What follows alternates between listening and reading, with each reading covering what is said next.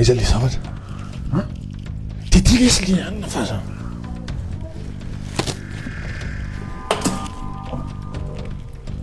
Fa aiza le antso be? Nga nisy miantso be fa miantso fotsiny. Mety ve?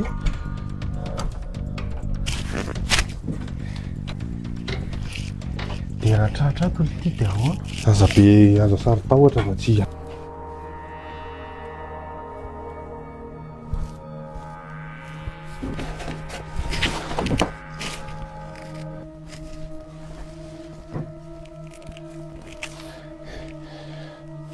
Arzoky. Fa ahoana Arzoky?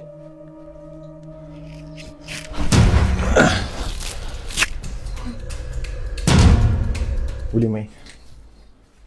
Ty lafa le ry. Reto ngano. Aloha le sy averina. Lasa la iry. Karangaha tsisy le main sur la tête. Aty ala aty fa tsisy idirana.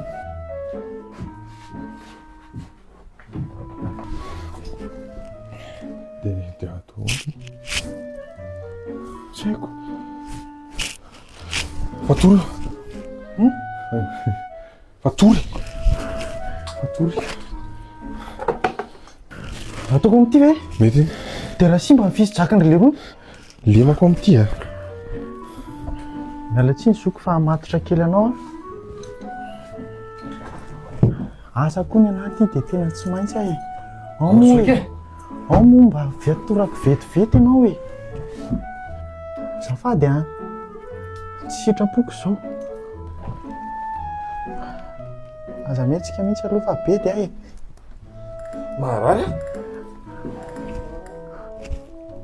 Zao ve? Zao. Vonjeo.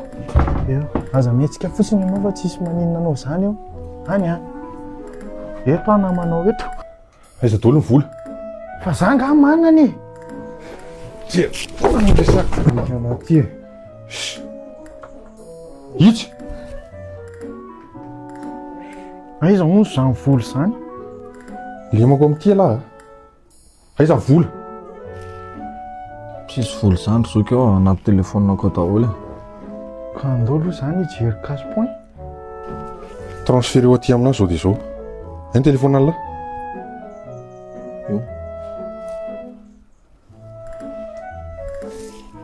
Tia. Tsy mety raha tsy lafo be ny frais an'ity raha tsy ery amin'ny cash point. Tsisy lafo be zany tapeo a dia essence dièse a. Dia alefaso aty amiko le vola dia remboursé à 50% ny frais. Sa misy application mivola amla. Dia sokafy ary. Ary aza miraikiraiky be fa sa mbola be da be zavatra ataony.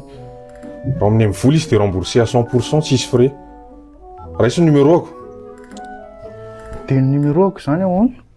Za zany tsy mahazo. Zay fa voaray ty.